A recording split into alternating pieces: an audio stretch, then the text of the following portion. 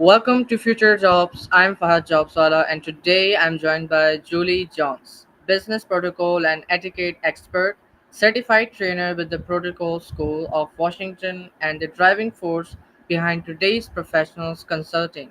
Julie helps individuals and organizations sharpen their soft skills, elevate their presence, and thrive in today's competitive, ever changing world.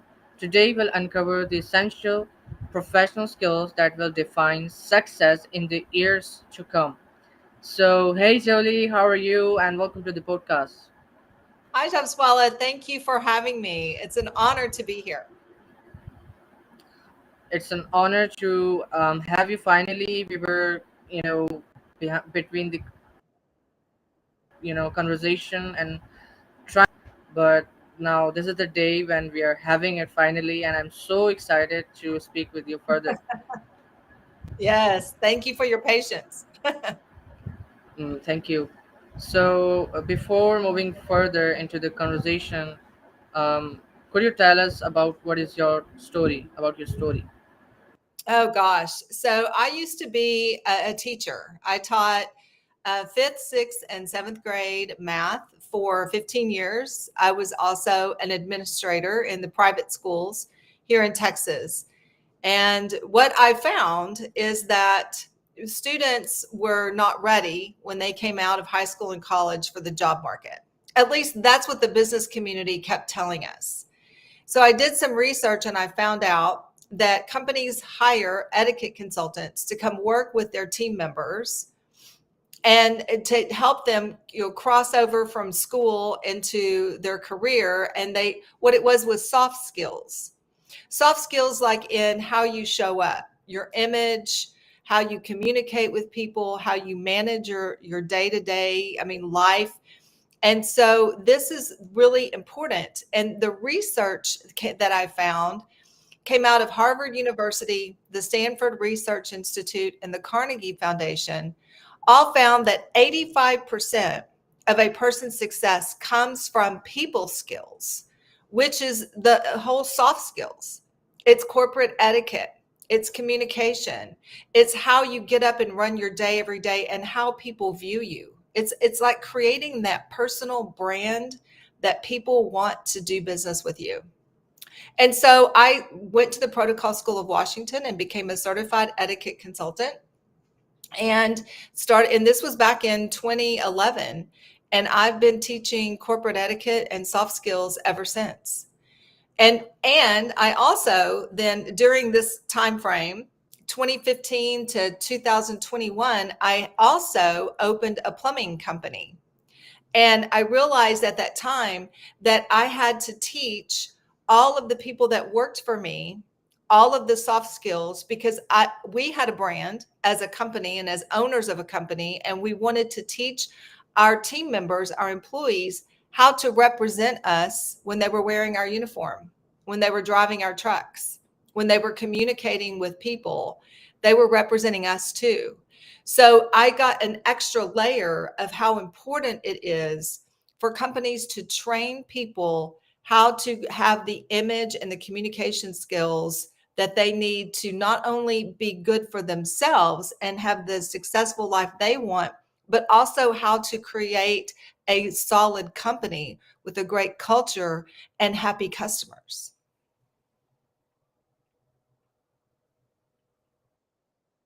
Wonderful story, Julie.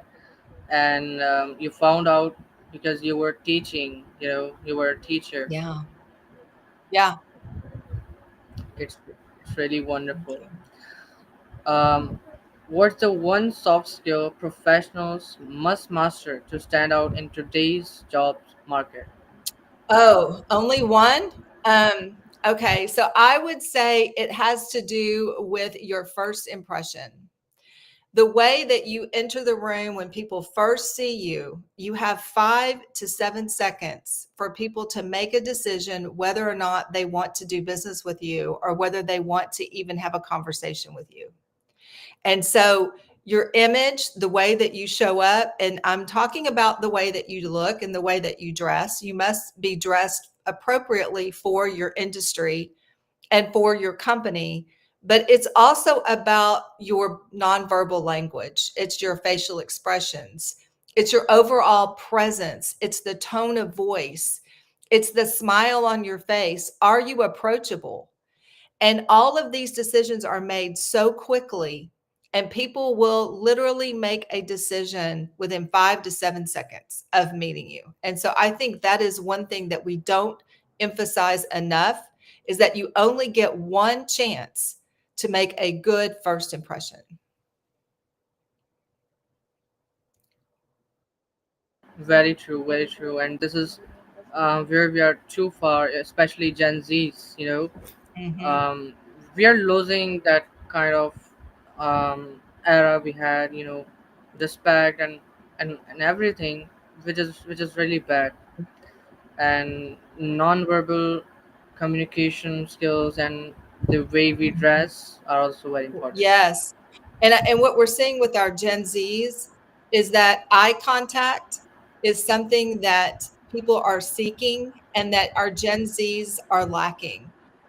I saw an interview, or I'm sorry, a survey that came out about a year ago that said that over half of the managers, hiring managers, were saying that the people could not come into a job interview and have a conversation like this and make eye contact. It was the number one complaint of hiring managers.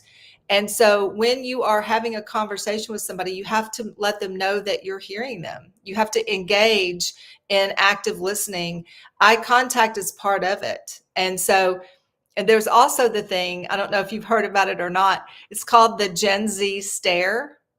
And that is when somebody is talking to somebody and they just look at them. Like the message is, are you kidding me right now? And so there's no interaction, there's no head nodding, there's no smiling, there's no agreement. It's just a stare. And that is so frustrating to hiring managers and people who are working in teams when there's somebody in there who doesn't really understand the importance of interaction. And so that's been something that's, been a big complaint that I've heard and seen in my research and in my studies.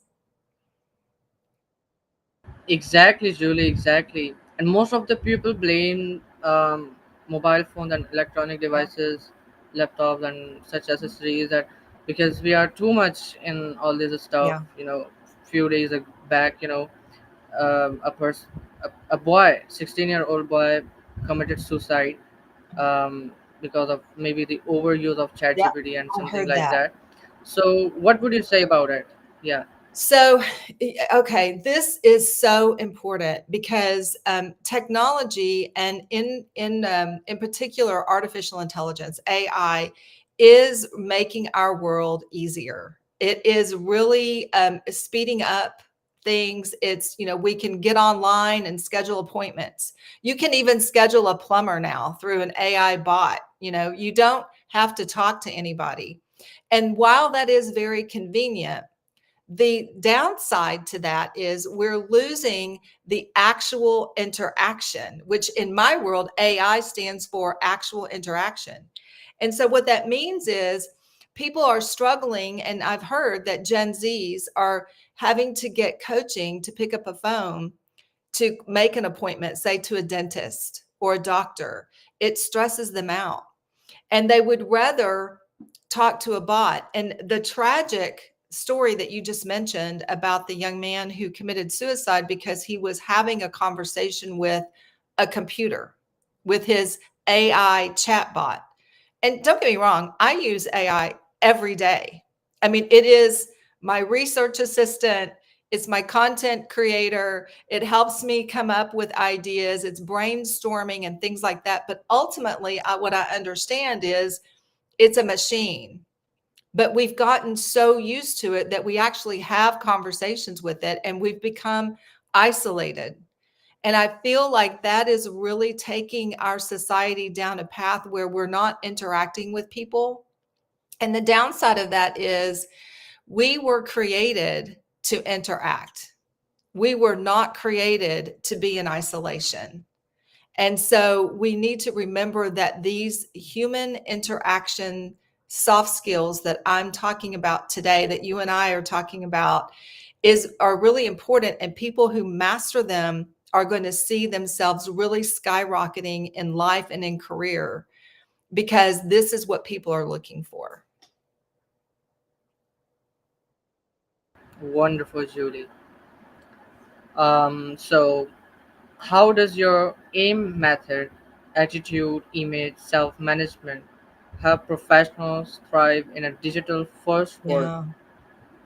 So I created AIM over the 12 years that I've been teaching what I call corporate etiquette, which really evolved into soft skills. And so AIM is the attitude and mindset of how you show up. You know, what you think about, you bring about. So every day when you think, I'm not good enough, I don't deserve that job, or you show up as, I'm going to get paid, I'm going to get what's due me, and then I'm out of here. That mindset really determines your future. So what I teach people is to how to have a mindset of how do you see yourself, and then also don't forget that you're serving others, whether you're serving a team on your company, whether you're serving a community, whether you're serving your family, it's about service. So the mindset is really important, because what you think about, you bring about. The I in AIM is about your image. And we're talking about your presence, your overall presence, how other people see you, the first impression. Are you trustworthy? Can you be depended on to go out and take a client to lunch and represent the company well? Can you communicate? Can you address problems without blaming other people, or without being too much of a people pleaser? Like, what's the balance? We talk about charisma being on a scale of warmth and competence, right? If you're too warm, people don't see you as competent. But if you're too competent, then people see you as cold. You're really smart, but you're cold. So if you want to have that balance where they trust you, you have to know where you are on that scale and where you need to slide. We also talk about the platinum rule. Are you self aware, and do you have the emotional intelligence to meet people where they are? And the platinum rule means treat others the way they want to be treated. Meaning, if they need bullet points, you have the awareness to say, I'm just going to keep this short so that they can go on with their day. If they need human interaction, you'll give them the time that they need at the beginning of a meeting to talk, and you'll give them that space to warm up because they need the human interaction. But you have to have the awareness of that. You have to know your audience. So you have to know how you communicate, and then you have to be able to adjust to whoever's sitting next to you. So communication is part of that image. And then the M is, how do you manage yourself? What routines and processes do you have in your life that help you govern your life? And I always say, start with your home. How are you managing your day to day life? Because how you manage anything is how you manage everything. And so if your home is in disarray, then probably your life is in disarray, meaning that when doors open, if they do, then you won't be able to handle it because you're in chaos. So get control of it. Be the CEO of your life and be in control. You have to be a person that makes life happen rather than lets life happen. And so that's the determiner. The determining factor is, how do you manage your life? And so that's how I teach the AIM methodology. Wonderful, Julie. And I see a lot of people have different kind of skill set, Mhm. like the most high ranking skill set, but they're still very Yeah. unsuccessful. They still don't see couldn't find any client for their Yeah. work. Why? Because of they don't have these fundamentals you were talking Yeah. about. 100%. So sometimes it happens we don't have anything, but we have a better communication style. We have all these fundamentals. So sometimes these things becomes the source for our Mhm. success, but we don't have any other thing. Are you agree with Yeah. me? Yeah. You're right, because the smartest person, or the person who has the skill set, say the best engineer, the best architect, the best accountant, is not always the boss, because there has to be the influence factor, that charisma factor, where people will want to follow you. And sometimes being really smart and good at your job does not equate to being the leader, the visionary, the person who can create the vision and get the people on board to follow that vision. And that makes the difference. And it's the people skills that make the difference there. You're 100% on spot on with that. Exactly. Um, so, what's the biggest misconception people have about etiquette in modern Hmm. business? That etiquette is outdated. That's something that we did in the 1900s. It's not relevant in the 21st century, but it is, because etiquette is rooted and grounded in respect for others. That's what it is. It is caring about yourself enough to know how to show up for others, how to have an image of someone who is classy and trustworthy, rather than someone who just shows up the way they want to and doesn't care about how they're coming across. It is rooted in respect. And those people who understand this concept are the ones who are successful. They're the leaders. Exactly, I'm totally agreed with you. So, can you share one real example where soft skills changed someone's career path? Oh, gosh. Yes, I can.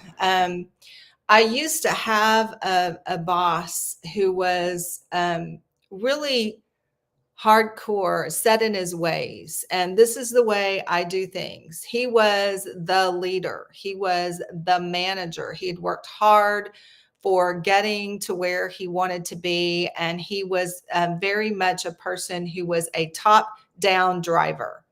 This is what I say, do it. And so what he found was, while he was really good at his job, he didn't have the people skills. And so he couldn't keep team members. He was a revolving door, because people don't leave jobs, they leave managers, right? And so he was a manager that no one wanted. As a result, he would always end up getting fired, and he was always having to search for a new job. And he would justify that by saying, I'm going to leave this job, but I'm going to get a new one that pays more money. But what he ended up finding as he started growing in his career, and he started realizing that really the way he is not the way other people are, and that his lack of having longevity in the job and having relationships where people trusted him was because of him. He had to look in the mirror and say, I'm the common denominator. And that's very difficult to do, but that is really the essence of creating your life. And so he looked in the mirror, and he started getting coaching, and he started studying soft skills. He started reading about emotional intelligence, and he started realizing that maybe he wasn't the best person to manage the team. He needed to find a different role in his company. And he did. And he is hugely successful today. People really like him, they like working with him. And it is all because he had the self awareness to make the changes he needed in his life. Because if you want to change your life, you start by changing you. And so you can't control other people, but you can control yourself. And so that was one example that I love to share about somebody that I knew a long time ago. And now when I see him thriving, I'm just so excited for him. Wonderful story. Like the thing we were talking about before, people have a lot of skills, but they don't have these fundamentals, so they are, you know, very struggling. And it is also very difficult to get self-awareness about what we are where we are lagging at. So he ended up having that Self awareness. self-awareness Hmm. which he didn't Yeah, have. Yeah. it's so true. Emotional intelligence really creates the confidence that someone needs to really go after their goals, because it's not about us. If you really want to be successful, you have to be able to work with others. And so, and with Dale Carnegie, if you look at all the people who are successful and thought leaders in this life, Dale Carnegie, Zig Ziglar, Jim Rohn, Tony Robbins, they all talk about how do you develop this self-esteem and awareness to be able to reach others. And I really think that following, I mean, this is not new. It's not a new concept. It's tried and true, and it's been this way forever throughout history. Exactly. Wonderful. How should Gen Z professionals adopt their communication style for leadership roles? Say that one more time. How did they what? How should Gen Z professionals adopt their communication style for leadership roles? Well, I think they have to study. I mean, I'm a firm believer that if we want to improve skills, we need mentors, we need leaders, we need coaches. If you look at, I mean, experience is going to help, right? I mean, over time you grow and you get better, and because you learn by, oh, maybe I blew that conversation, I'll do something different next time. So I think that's really important, but having a mentor at your work, hiring a coach, you know, high performance athletes have several coaches. They have a coach like for their team, and then they have a coach for their position, and then they might have a strength coach, and then they might have a nutrition coach, and then they might have a mindset coach. Because what we know is that if you want to fine tune any skill, you got to have help. You got to have somebody who's been there before, who has learned the lessons, and that you can learn from. And so I feel like, really diving into books. There's so many great books out there. My book is actually coming out next month. It's called The Presence Effect, and it's about influencing others, influencing the outcome by the way you show up. And so I believe that studying and reading books, listening to podcasts, much like yours, are things that we need to consume information that helps us grow.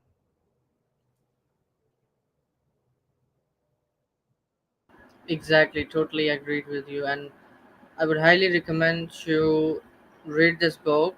And I'm so excited for this, because this is the thing which world needs today. This is really important. We all are struggling with that somehow, at some places, and we are actually, searching for many people. So at that time when we find someone like Julie, so we have to be really, caring of these people like Julie Chu, who are really mentoring people about these Yeah. stuff. So congratulations, Thank Julie, you. for your book. Thank you. I'm very excited. Now coming to my favorite part of the conversation, which is about podcasts. You have your podcast, Today's Professionals. And first of all, how did you decided your podcast name? Well, the company name is Today's Professionals. My podcast is called It's How You'll Be Remembered. And the reason that I named it that is because years ago when I started corporate etiquette, I always said it's not just etiquette, it's how you'll be remembered. And so then as I changed it and became more soft skills, it's still about how you'll be remembered. And the reason that I named my company Today's Professionals, which I rebranded in 2022 from just an etiquette company into Today's Professionals, the reason that I named it that is because people always asked about etiquette. And isn't it old fashioned? Isn't it outdated? And I wanted to let people know that what we do at Today's Professionals, what we do when we work with clients, when we go into companies and we teach, corporate etiquette, or when we teach soft skills, or when I'm on stage speaking, when I'm traveling and talking about leadership skills. It's current information. It's about today's professionals. It's about being up to date and leading in today's times. And so that's how I came up with those names. It is so humorized, and so unique name as well. Um, so what was your reason behind starting your podcast? What was in your mind? Well, um, are you talking about the company name or the podcast? The podcast. So I actually wanted a way to get my message out there. And I know that people listen to podcasts and they watch videos. People go to YouTube to search for information that they want, whatever it is. That's a search engine, right? And so one of the top reasons people go to YouTube is to find ways that they can improve. Like, how can I improve communication skills? How can I get a promotion? How can I get what I want in life? How can I be successful? That's one of the things that people are searching on. I mean, they search a lot of things on YouTube, right? But this is what, in my area, this is what people are looking for. And so I wanted to start a podcast where because I do a lot of networking and I meet a lot of cool people. And so I thought maybe what I could do is bring people onto my podcast and have these conversations that are real life conversations that talk about how people skills, whether it's communication, whether it's image, whether it's dress, etiquette, whatever it is, we come on and we have a conversation, and it's real life experiences with real people. And so it has been hugely successful. We are in our second year of this podcast now, and it has been so much fun. Wonderful. How many episodes have you recorded? I haven't counted the episodes because I just do the YouTube, but I would say we're probably into 50 or more. Wonderful.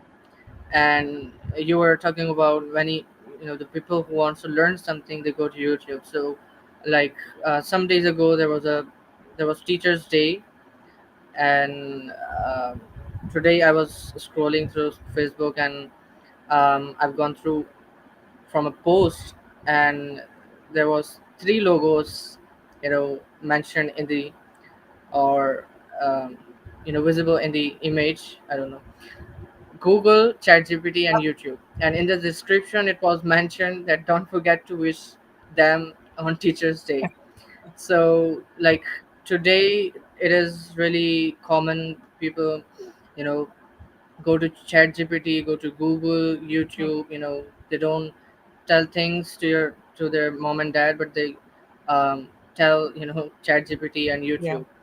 So it is becoming more common as the passage of time. Maybe after some years after, it'll be so Yeah. common. Yeah, it is becoming more common that people are going to Google. I mean, I'm getting to the point now, to be honest with you, where if I want to research something, instead of going to Google, I go to AI. I go to ChatGPT, I go to Gemini, and I ask them, ask a question, and I'm getting really, really good at the prompts because it's about the prompts because it's going to search what it wants, what it thinks it wants, and it's going to start hallucinating and give you information that you don't want. So you have to be very specific, which has really helped me in my communication skills to be directive and to be thorough in what I want. It's helped me in my communication in that area because you don't need to be warm. I mean, a lot of people say please and thank you to their AI, but I've learned that I don't need to, that I can be more directive because it doesn't have feelings, you know? And so just this is what I want. And if it doesn't give me what I want, then I'll say, I wasn't clear. Let me give you more information. And then I'll learn to ask it, do you have any questions for me? Do you understand what I'm looking for? And it will ask you questions. Okay, well, I'm not sure about this. And I'm like, this is great. Because it's really all about getting the information in. A computer is information in, information out. And if you put garbage in, you're going to get garbage out.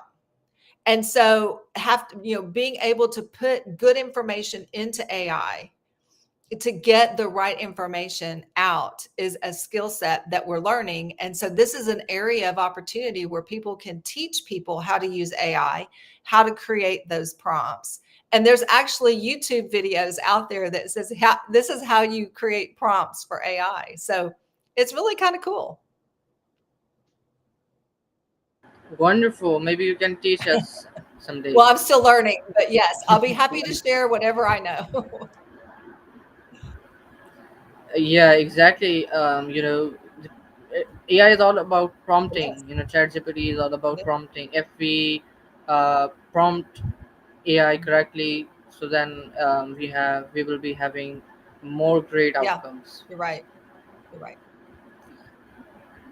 So, looking 5 years ahead, which soft skills will matter most? I think that we're always going to need face to face interaction. I mean, in 5 years from now, AI and technology is going to be even further down the road. I mean, we're already seeing videos where you don't have to make videos. You can just put in videos of yourself and pictures of yourself, and it creates a video of you, right? And so we're already seeing all of that. But at the end of the day, when there are, if you, there's something really important, there's going to come a day where people are tired of dealing with AI. People are tired of dealing with technology, and people are going to crave human interaction. So eye contact, knowing words and tone, how you show up, your nonverbal language, all of that is still going to be important 5 years from now. Wonderful. Yeah, exactly.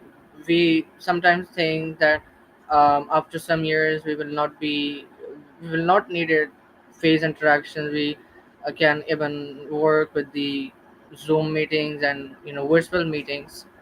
But as you mentioned, we will be still needed to have face interactions, eye Yeah. contact. Yes. Yes.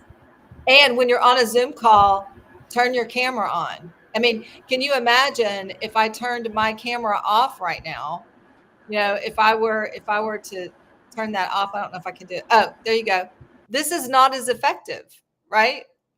So you have to be able to turn your camera on because it makes a difference. Exactly, Julie. How can someone with low confidence start building executive presence? Mm. That is so hard. I'm actually working with a couple of people right now on this. They're younger people right out of college. And so I always start with you. So I use a tool called the process communication model to teach emotional intelligence. And so if you want to start to build executive presence, you have to start with understanding you. Start by understanding what your strengths are and what your emotional and psychological needs are. And how do you respond when those needs are not met? So, for instance, when we start going into distress because our needs are not being met, maybe we have a boss who's very competent, much like the boss I told you about that was very top down. And I'm a person who needs interaction. I need to feel like I'm loved, right? I need to feel like you're glad I'm on your team, right? And I don't get that, I'm going to leave because I'm going to start going into distress. And the way we respond when we go into stress is different. Sometimes we go into, if it's I'm okay, you're okay, we can have conversations, things are great. But if we go into a conversation where I'm not feeling loved and valued in my team, and I feel like you don't like me, then I might go into I'm not okay, but you are. You are okay. And then I start to over people please. And that creates all kinds of different problems. And I become a doormat and people don't see me as competent. Remember, I could be too warm on that competence scale because I'm now in people pleasing mode because I'm in distress. But I could also go into I'm okay, but you're not. So now I'm on the cold side of that charisma scale. And I'm like, look, I'm right. I'm doing it right. What's wrong with you? And then I start to blame. Well, we didn't meet this deadline because you didn't do your part, or and then we become kind of like Teflon, like nothing sticks to us. And now people don't like me because I'm not approachable and I always blame people. And so we have to realize when we go into these different distress modes, there's a final distress mode, which is I'm not okay and you're not okay. And this is really can be dangerous, where we might need people to help us out. For instance, the 16-year-old that you mentioned earlier in this podcast that was talking to Chat GPT and ended up committing suicide. It's a tragedy. But what happened was he was at the lowest of the low, probably in a I'm not okay and no one else is okay. And what he was asking Chat GPT was feeding that, and it led to a loss of life. Tragic.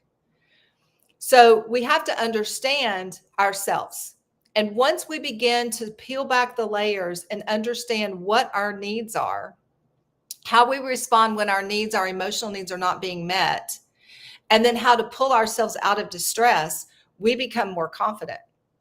The second part of that, and this is emotional intelligence, now I understand myself, and now I can start seeing in other people how they're responding in distress, and I know how to meet their needs.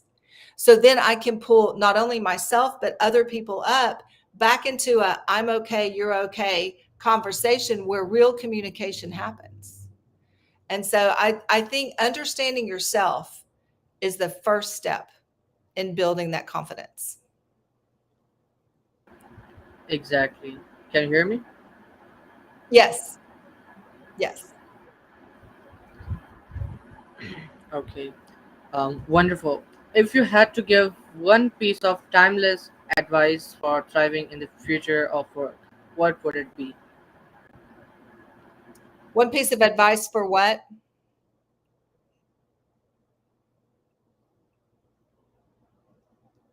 So you cut out.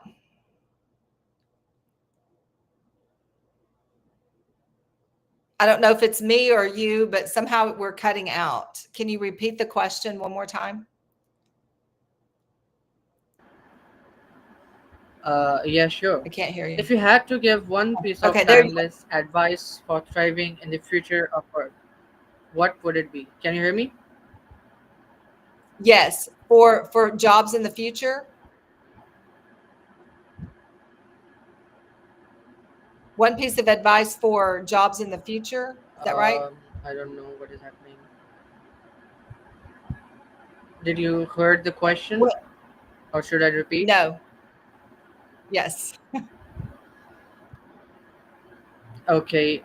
If you had to give one piece of timeless advice for thriving in the future of work, what would it be?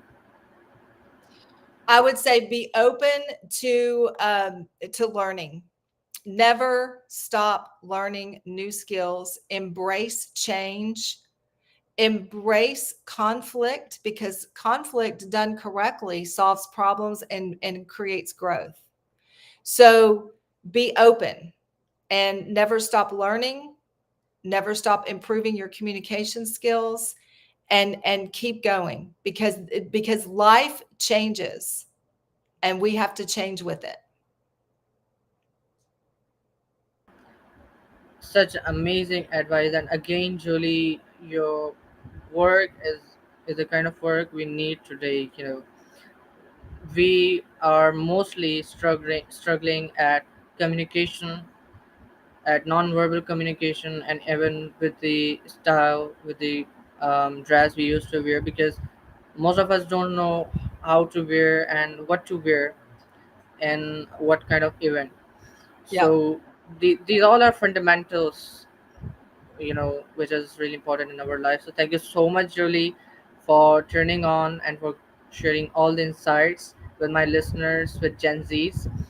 And you know I'm also very excited for your book.